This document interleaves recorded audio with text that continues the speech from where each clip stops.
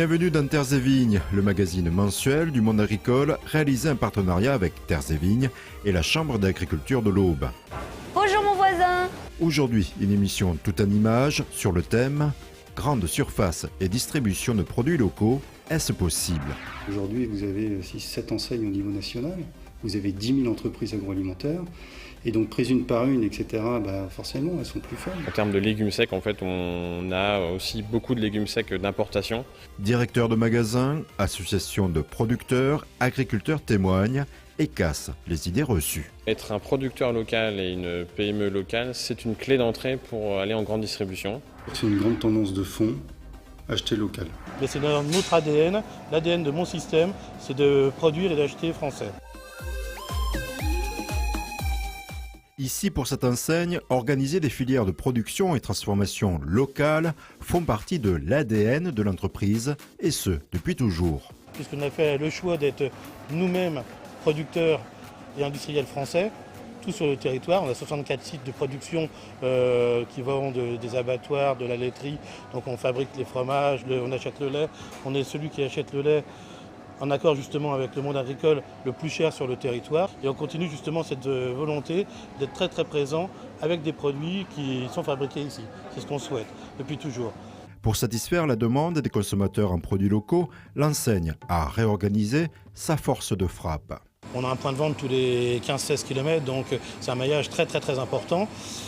Il y a deux visions après des choses. Il y a le produit local, mais qui a une vision nationale, qui va être des produits du Languedoc, et des choses comme ça, qui vont être une demande aussi dans chaque point de vente de France, mais qui ne va pas être aussi forte qu'en Languedoc. La volonté aujourd'hui, elle est vraiment que chacun prenne conscience de ça et travaille au mieux la totalité des produits pour offrir toujours pareil à nos clients la totalité des valeurs de notre pays, qu'on puisse voyager sans avoir à sortir d'un endroit, mais qu'en même temps, par contre, chacun travaille très très intelligemment dans son coin avec de très très local. Les produits locaux ont même droit aujourd'hui à leur propre rayon. Et aujourd'hui, on les a regroupés dans un univers commun, qui est beaucoup plus facile à la fois pour le client, beaucoup plus facile pour tout le monde. Et la manière aussi de les présenter, c'est-à-dire qu'on les met en avant très régulièrement avec les fournisseurs qui viennent dans les points de vente, faire goûter eux-mêmes leurs produits. Si des produits locaux sont présents dans les rayons, c'est aussi grâce au travail de l'association I3A. Le club I3A, c'est un club d'entreprise qui est né il y a une dizaine d'années, qui est le club des industries agricoles, agroalimentaires et agro-industrielles. Toutes les entreprises sont représentées, il y a 52 entreprises aujourd'hui, une trentaine travaillent en grande distribution. Et sa mission, c'est le développement économique de ces entreprises. Des exemples, donc outre l'andouillette de Troyes avec le Mail, vous avez effectivement le Chaours Lincé, vous avez aussi bien sûr le cidre Bello, du jus de pomme Bello, vous avez la ferme de Fontenay qui fait vraiment des grosses mises en avant maintenant d'ail, oignons, échalotes en hypermarché. Oui, même dans le rayon fruits et légumes, systématiquement, on essaie de trouver des fournisseurs et des producteurs locaux. En ce moment, on est sur des champignons, sur de l'ail. Ah oui, c'est un choix de pouvoir partager systématiquement avec notre clientèle les produits locaux. La viande, les fruits, les légumes, origine locale. Un exemple, j'adore le mouton, j'achète que de l'agneau de l'Aube. On essaye de renvoyer l'ascenseur, on préfère toujours travailler localement. Est-ce que ça peut aider l'emploi selon vous, localement ? Oui. Même si c'est pas insignifiant, mais si ça aide à l'emploi. Celui-là, je l'aime bien. C'est ma belle-sœur qui les fabrique.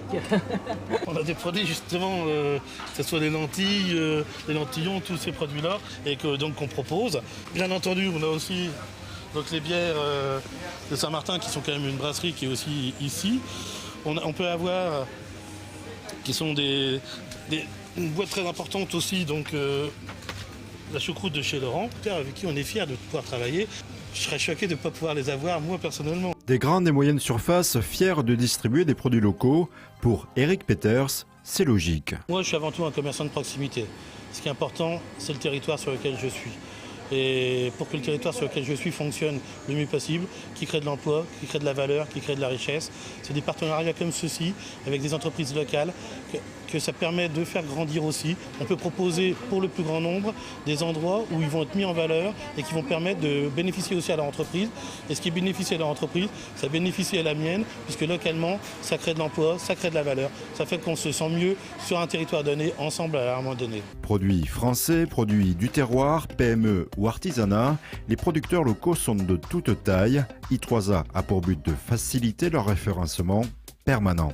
Pour nous, c'est sûr que comme on est collectif, c'est plus facile d'avoir un rendez-vous avec un magasin ou une antenne régionale qu'une seule petite entreprise, ça c'est évident. Récemment, on a fait une rencontre, par exemple, on a fait venir des acheteurs de centrales d'achat. Ils sont venus à 3 pour 13 entreprises, mais ils ne seraient pas descendus pour une seule. Guillaume est un agriculteur au bois. Il a choisi de distribuer directement auprès des grandes et moyennes surfaces, les GMS. Là, on assiste à un développement important des produits locaux en grande surface. Alors c'est parce que le consommateur recherche en fait des produits avec une origine connue, donc avec une origine locale ou parfois française ou régionale, et donc les magasins répondent à cette demande effectivement, et donc ça nous permet en tout cas nous d'avoir aussi un développement de nos produits en grande distribution, puisqu'en termes de légumes secs en fait on a aussi beaucoup de légumes secs d'importation. Et donc voilà, notre origine est connue, c'est une production régionale, et donc on répond à la demande du consommateur qui recherche des produits un peu plus locaux et qui cherche à savoir ce qu'il consomme. Les GMS, elles font partie de sa stratégie. Sa vision consiste, après investissement, à fédérer des agriculteurs pour proposer des produits du champ à l'assiette. La marque Jolie Campagne est disponible en grande surface depuis 2010. Sur le packaging, un agriculteur de Chazeret. C'est son fils, Guillaume, qui a mis en œuvre ce projet de relation directe avec la grande distribution depuis ici, à la campagne, avec ses lentilles. On avait la volonté d'aller dès le départ jusqu'au bout de la démarche, donc c'est-à-dire aller au contact du consommateur directement. Et aujourd'hui, pour travailler au contact du consommateur, il est presque impératif de travailler avec la grande distribution. Tri des légumes secs, packaging, une filière est née. Aujourd'hui, près de 80 agriculteurs partenaires de l'Aube, Lyon et la Côte d'Or permettent à Guillaume de proposer toute une gamme. Ça nous permet pour nous de répartir le risque de production, puisque les risques sur le département de l'Aube ne vont pas être les mêmes que sur le Lyon. Et donc on a grâce à cela une production stable année après année et une production de qualité, puisqu'on choisit le territoire et le terroir de production. Le projet a commencé par la valorisation des lentilles, et puis au fur et à mesure des années on a constitué une vraie gamme, parce que pour être en grande distribution, quand on a une gamme, en fait, on est plus visible dans les rayons. On a ajouté d'abord des lingots blancs ainsi que des pois cassés et des flageolets. Et l'année dernière, on a aussi produit des lentillons de la Champagne. Aussi étonnant que cela puisse paraître, lentilles et lentillons de Jolie Campagne partent d'ici avant leur mise en rayon. On a une partie de nos livraisons qui sont dites en flux direct, donc ça part de chez nous directement vers la grande distribution, directement vers le magasin. Le magasin, une fois réceptionné, va pouvoir mettre en rayon ses produits. Mais on a aussi une partie de nos livraisons qui se dirige vers des centrales d'achat. Et là, en fait, donc c'est par palette complète. Et là, c'est la centrale qui s'occupe en fait de rééclater les produits vers l'ensemble des magasins de sa zone. Dans le département de l'Aube, notamment dans les différents magasins Leclerc, mais aussi Carrefour. Intermarché, puisque nous livrons la centrale Intermarché à Pagny-sur-Meuse, ainsi que dans tous les magasins Système U, mais aussi chez Casino. Donc chaque type de magasin travaille différemment, mais globalement, nous livrons l'ensemble de la distribution du quart nord-est. Autre débouché, en grande surface, plus indirect, les plats cuisinés. De la salade traiteur, mais aussi du reconditionnement. Donc vous trouvez aussi nos lentilles sous d'autres marques, ainsi que dans divers plats. Le magasin ne nous demande pas de nous sacrifier en termes de prix, donc nos prix sont plutôt constants. Quand on a une démarche vers les centrales d'achat, on a en face de nous des vrais acheteurs, donc qui sont dans leur rôle, et donc la négociation fait partie de leur fonction. Donc voilà, là on consent des remises, alors qui sont plutôt d'ordre logistique, parce que livrer une palette depuis chez nous vers les Ardennes ou livrer une grosse palette directement vers une centrale d'achat, c'est pas les mêmes coûts de transport. Être un producteur local et une PME locale, c'est une clé d'entrée pour aller en grande distribution, puisque les magasins sont actuellement en recherche de fournisseurs locaux. Et la réussite est là, puisque le consommateur consomme, il souhaite connaître l'origine des produits qu'il consomme. Pour Jolie Campagne, pas de souci de repérage, comme indiqué sur le paquet. Quand on présente une opération clé en main Champagne-Ardenne dans un magasin en allée centrale, ça intéresse énormément le magasin puisque c'est en plein dans les grandes tendances. Les grandes surfaces sont en demande de produits locaux. À Ausson, la fromagerie a même été récompensée par un prix suite à la création d'un fromage affiné au champagne rosé, une fierté pour toute une équipe. Déjà, c'est une entreprise indépendante, complètement familiale, qui n'est pas très grande et qui a comme vision le monde pour ses produits. Mais je fais participer mes salariés à ça. Vous voyez, quand vous emballez comme ça, pour les Japonais, c'est comme ça que ça doit être. Les gens chez moi travaillent dur, subissent la chaleur, subissent le froid. Même si on les équipe de blousons, quand on reçoit une félicitation, qu'en fait, leur travail, leur difficulté est récompensée aussi. Ce prix décerné par une grande surface est récent. Cela permet de faire la transition avec d'autres actualités du monde agricole. La rubrique Retour sur l'actu. Première actualité, le chapiteau agricole a fait son grand retour après 4 années d'absence aux foires de Champagne. Si ici, les stars, ce sont les animaux, d'autres animations ont été proposées. Le chapiteau, on l'a disposé en 3 parties. Un parti en arrivant avec les produits du terroir. Après, au milieu, qui forme un écran, c'est les chasseurs qui ont fait un truc assez extraordinaire. Et puis ici, on a les animaux. C'est un peu le salon de l'agriculture version Auboise finalement. Oui, c'est un peu petit bien entendu, mais les animaux c'est quand même attractif, qu'on le veuille ou non. On a eu tout le temps, hier et avant-hier, du monde, et puis aujourd'hui on a les écoles. Il faut savoir quand même qu'on va avoir plus de 1200 élèves. Autre fête, celle de l'agriculture. Cette 34e édition reste organisée par les jeunes agriculteurs. Elle s'est déroulée le 11 juin à Buchères et dans un esprit jeune, une nouvelle attraction a été présentée au public, le tracteur pooling. Cette année, c'est la grande nouveauté, donc le tracteur Pauline qui a lieu au cours de cette journée. Donc il va y avoir 2 manches avec 10 véhicules qui vont s'affronter. Il y en a déjà eu ce matin et on est en cours justement en ce moment. Je ne sais pas si vous entendez les bruits, c'est à plein gaz. Il n'y a toujours pas de casse, mais en tout cas le show est là et le public est conquis. Le tracteur pooling, c'est quoi? C'est un ensemble d'agriculteurs qui, il y a plusieurs années, une centaine d'années, s'amusaient avec des chevaux de trait.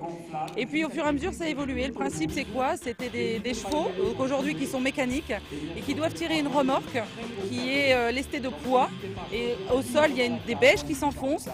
Une masse avance au fur et à mesure dans un baquet. Et puis au fur et à mesure, c'est de plus en plus dur à tirer. Autre invention, le retour de la plante, le sainfoin. Le 13 juin, chercheurs de l'INRA et éleveurs sont venus présenter les résultats de leurs recherches ou de leur expérience sur les bienfaits de cette plante. Plus inattendu, elle pourrait être utilisée sous sa forme déshydratée dans les vignes. Alors nous nous intéressons à une maladie très grave de la vigne qui s'appelle la maladie du court noué, qui est une maladie de dépérissement, qui est une maladie virale et qui est transmise par un petit ver du sol qu'on appelle le nématode, qui rend au bout d'un certain temps la parcelle atteinte de cette maladie impropre à la culture de la vigne. Alors le vignoble champenois est très sévèrement touché par la maladie du court noué. On est en train d'identifier chez le sainfoin des composés qu'on pourrait qualifier de composés bionématicides et qui permettent justement de diminuer les populations de nématodes dans le sol et donc de diminuer l'impact de la maladie sur la nouvelle vigne replantée. Dernière actualité, en lien avec les produits locaux, le Rosé des Rissets a fêté les 70 ans de son appellation en invitant journalistes et sommeliers. Ici, les dégustations ont remonté jusqu'aux années 40 pour le plus grand bonheur des papilles qui ont bien sûr consommé avec modération. Un vin qui pourrait avoir les qualités du rosé et les qualités d'un grand rouge. Enfin, j'aime énormément ce vin. Au fur et à mesure, le vin vieillit, sa couleur ne bouge pas. Elle a une stabilité incroyable. Donc ici, pour moi, c'est la vraie valeur du rosé. Chez Goemio, on est particulièrement attentif au vin à table. Et du coup, ça, à table, c'est juste magique.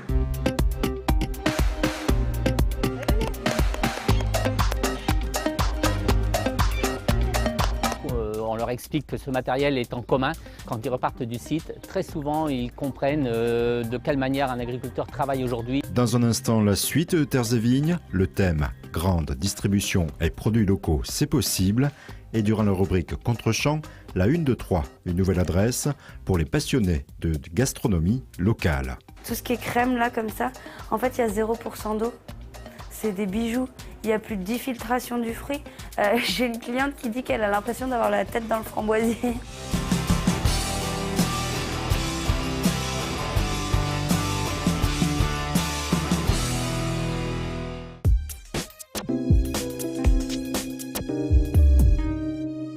Batitol à Crenay, c'est un centre-service dédié aux artisans et agriculteurs, mais aussi aux particuliers. Batitol, c'est votre spécialiste dans les tôles bac acier, panneaux sandwich isolés pour toiture, bardage et leurs accessoires. Les aménagements intérieurs de bâtiments sur mesure, les abris de jardin, garages et locaux extérieurs isolés. L'équipe de Batitol étudie tous vos besoins, vous conseille et vous propose des produits précis et adaptés. Contactez-nous, Batitol à Crenay, Zac des Sources, 03 25 43 10 10.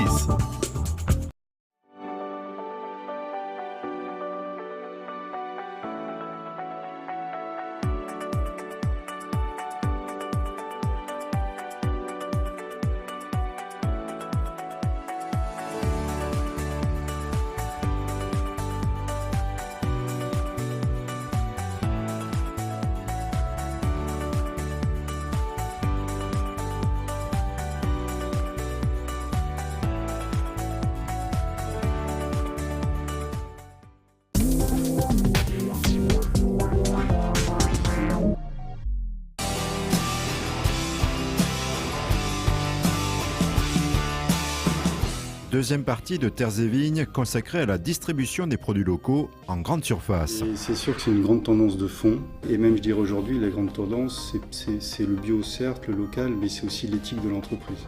Le local serait donc tendance. Dans cette deuxième partie de l'émission, nous verrons que commerçants et agriculteurs qui proposent des gîtes confirment cette tendance. Les poules, ça n'intéressait pas. Finalement, dans le petit mot qu'il m'a mis, il a même marqué qu'il avait fait une avancée sur la Lune, carrément. C'est génial quand les clients ils reviennent et ils sont épatés par ce qu'ils ont mangé. Dans cette grande surface, il y a près de 60 000 références.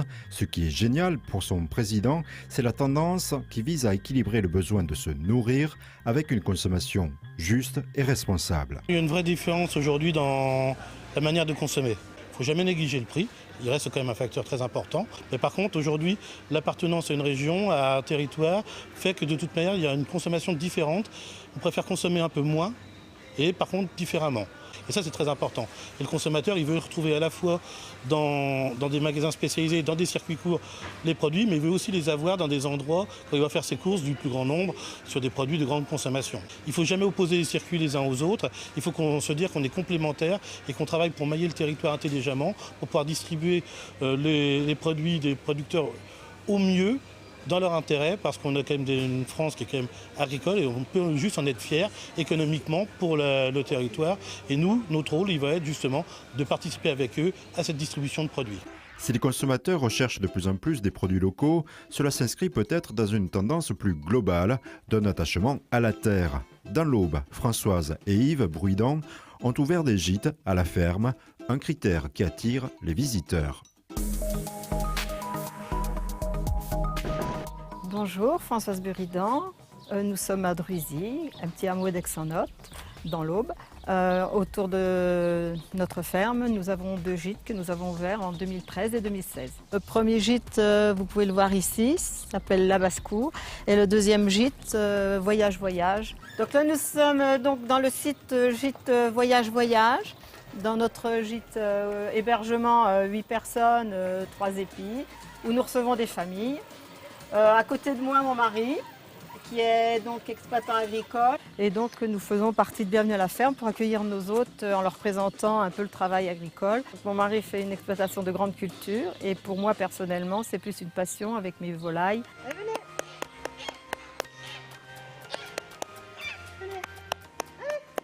Alors là, nous voilà sur le lieu des volailles. Donc, c'est des petits poulaillers bien particuliers avec des races de différents pays. Vous avez le Pékin, par exemple, donc de Chine. Vous avez la petite Sebright anglaise. Les voisins et les amis nous disaient que c'était joli à voir, donc on s'est dit pourquoi pas l'offrir à nos hôtes. Aussi, ce qu'on présente aux clients, c'est que les œufs sont vraiment pondus par des poules, parce que c'est pas toujours que les gens savent. Hein. Ils pensent que c'est vendu en boîte, mais ils ne savent pas d'où ça vient, parfois même. Et donc on a des œufs un petit peu de toutes sortes. D'ailleurs, ils sont tout chauds. Attendez, par là. Eh ben voilà, il était caché. Donc voilà, on a un petit peu de toute couleur dans les œufs. Parfois, certaines personnes découvrent ça. Donc en fait, c'est toujours passionnant d'avoir une petite animal comme ça, avec le petit duvet, c'est tout doux. On leur met dans les mains, on leur met même sur la tête. Ça les fait rire, ça les touche beaucoup. En fait, c'est les enfants qui ont du gîte, qui sont venus et qui ont donné des noms à tous mes lapins. Donc Grisou, Lapine géante. On a le cas d'un petit Parisien une fois qui me disait vraiment, qui venait vraiment pour se retrouver avec ses amis, les poules, ça ne l'intéressait pas. Finalement, dans le petit mot qu'il m'a mis, il a même marqué qu'il avait fait une avancée sur la Lune, carrément. Eh bien écoutez, maintenant je vais vous faire visiter la partie agricole de l'exploitation.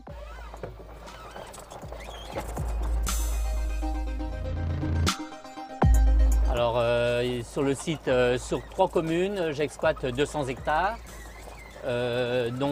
Principalement blé, orge, escourgeon, colza, pois de printemps, pois d'hiver et tournesol. Ici on a des reliefs et on a des moissonneuses-batteuses qui se mettent d'aplomb, c'est-à-dire qui suivent les reliefs et qui restent toujours d'aplomb. Et donc les gens des fois font les journées entières de moisson. Très souvent ils ne connaissent pas du tout le métier d'agriculteur d'aujourd'hui. On leur explique, bien sûr, quand ils voient la grosseur du matériel, etc., on leur explique que ce matériel est en commun. Quand ils repartent du site, très souvent, ils comprennent de quelle manière un agriculteur travaille aujourd'hui. Ce n'est plus le paysan de dans le temps, mais le chef d'entreprise. Alors écoutez, en conclusion, venez visiter notre joli pays d'Hôtes dans lequel on vous accueille sur des jolis gîtes. Moi, je vous ferai découvrir mon métier et Françoise vous fera découvrir sa passion des poules aux œufs verts. Si les œufs verts ne figurent pas encore dans ces rayons, producteurs locaux et distributeurs semblent avoir trouvé leur repère, à chacun sa stratégie d'entreprise. Des entreprises vont décider effectivement que la GMS est incontournable, c'est comme aujourd'hui 80% de l'alimentaire en France. Est-ce que je vais en GMS ou pas? Est-ce que je reste plutôt en magasin spécialisé? Ou est-ce que je vais en GMS? Et puis combien de parts de chiffre d'affaires ça va me faire? Parce qu'il ne faut peut-être pas mettre tous les œufs dans le même panier. Ou est-ce que je ne fais que ça et que de la marque distributeur, on appelle ça, peut-être aussi. Donc c'est vraiment un choix. Les GMS ont beaucoup aidé et aident beaucoup certaines entreprises à se développer. L'avantage, c'est qu'en termes de volume et de développement commercial, ça peut aller très vite. Ça permet d'assurer un volume minimum qui nous permet, nous, de rentabiliser aujourd'hui l'outil. C'est un choix entre nous et le producteur. Donc le producteur, s'il nous dit qu'il ne peut pas nous fournir, justement parce que sa production ne lui permet pas ou qu'il préfère privilégier d'autres circuits, on respecte complètement et on essaye justement que ça soit un partenariat intelligent. Donc on propose ce qu'on peut proposer au prix où le fournisseur décide de nous le vendre. Nos prix sont plutôt constant. Donc c'est tous les ans un chiffre d'affaires d'assuré. Donc il y a un prix fixé. Le volume, bien sûr, en fait, il est fonction des besoins dans la grande surface et donc des achats par le consommateur. La relation est tout sauf compliquée et ça se passe bien. Il n'y a plus, comme on avait connu, des petits bons de livraison à la main avec un petit stylo que tout le monde perdait tout et qu'on s'en sortait pas. Non, ça aujourd'hui c'est vraiment structuré. Il y a du professionnalisme qui a fait qu'on peut travailler, nous aussi, les distribuer intelligemment, ce qui est mieux pour la totalité de la filière, pour le producteur, le consommateur et nous qui sommes au milieu. Autre preuve de cet engouement, la boutique à la 1, 2, 3 a ouvert ses portes il y a près d'1 an. Ambeline, la gérante, distribue des produits locaux avec passion. À la 1, 2, 3 a ouvert ses portes en juillet 2016. En vitrine, des objets souvenirs. Mais l'objectif d'Ambeline consiste à mettre en valeur les créations de producteurs et artisans locaux. Tout ce qui est crème là comme ça, en fait il y a 0% d'eau. C'est des bijoux, il n'y a plus de diffiltration du fruit. J'ai une cliente qui dit qu'elle a l'impression d'avoir la tête dans le framboisier. Mais c'est génial quand les clients ils reviennent et ils sont épatés par ce qu'ils ont mangé. C'est ça qui me plaît avec ces produits. L'Aube est en fait le deuxième producteur de France sur beaucoup de choses. Le chou, premier producteur d'Europe sur le chanvre, etc. En fait, on a une région avec beaucoup de produits locaux et beaucoup de produits locaux méconnus en fait. Donc c'était aussi ça l'idée. Le lentillon, par exemple, c'est méconnu. Les confits de champagne, c'est méconnu. L'huile de chanvre, par exemple, était très méconnue même du consommateur au bois. On fait un whisky dans le pays d'Hôte. On peut aussi retrouver, par exemple, Diane qui a gagné le prix de l'artisanat au féminin cette année en faisant des savons. Alors le lien avec le monde agricole, parce que si vous regardez de plus près, je ne sais pas si vous le voyez, il y a écrit lait de vache, lait de chèvre. Si je vous en présente un autre, vous allez voir qu'on utilise la verveine, le chanvre, puisqu'on est le premier producteur d'Europe de chanvre. Moi, ce qui me tient à cœur, c'est de connaître le travail de mes producteurs, c'est de travailler avec des gens qui ont les mêmes valeurs que moi. C'est pour ça aussi que je me suis mise à mon compte. Ombeline a 38 fournisseurs et près de 150 références de ce type. Pour toutes, elle en parle avec passion. Alors ça, c'est les confitures de Courson en note de Catherine Manoël. Catherine Manoël, vous savez, c'est la première dame à être devenue compagnon du devoir en France. Elle est aujourd'hui maître artisan confiturier et elle siège au Collège culinaire de France. Vous connaissez le Collège culinaire de France? C'est un regroupement de 23 chefs étoilés. Hop, c'est ça, vous voyez. Producteur artisan reconnu par le Collège culinaire de France. Donc c'est un regroupement de 23 chefs étoilés qui chaque année reconnaissent un nouveau palais. Et l'année dernière, c'est le palais de Catherine Manoël qui a été reconnu. Elle est installée à Courson en note. Pour vous donner un ordre d'idée, en 18 heures, elle fait une 60aine de pots seulement. Voilà. Petit bijou, regardez ça. C'est la framboise entière, quoi. Et elle en fait au champagne pour être vraiment très locale. Même Maryse, c'est un autre type de confiture, mais c'est des produits originaux. Elle fait par exemple du gras-de-cul. Quand elle finit les confitures, je ne sais pas si vous connaissez le gras-de-cul, mais vous imaginez la douleur qu'elle doit avoir sur... voilà. C'est des gens qui... c'est des battants. J'essaye de prendre exemple sur eux, voilà. C'est tout. Pour les Pays-Bas. Fred, bonjour mon voisin. Qu'ils soient artisans ou producteurs, les fournisseurs ont été sélectionnés dans un rayon de 80 km de Troyes et les touristes ne sont pas les seuls à apprécier. Clients et partenaires locaux ont repéré l'adresse. Ça, c'est a priori le stock de cartes de fidélité troyen. Donc, c'est là ma grande fierté, je l'avoue, parce que j'avais un peu peur que les Troyens pensent, comme je vous l'ai dit, comme au début, que c'était un magasin pour les touristes. Et moi, j'ai fait un magasin pour les Troyens, pour qu'aussi on puisse faire découvrir à travers la France, notre région. Par exemple, avec l'association Terre et Vigne, un petit marché pour le Tour de France, un petit marché du terroir. Et donc c'est un plaisir et un bonheur de venir tous les jours vendre leurs produits, ça c'est sûr. Ces bonheurs culinaires sont accessibles tous les jours, sauf le lundi, 42 rue Champeau à Troyes. Grande et moyenne surface, boutiques, vente à la ferme, drive, les producteurs et transformateurs locaux réinventent leurs canaux de distribution. Il ne reste plus qu'à les savourer. C'est sur ce conseil que s'achève cette émission.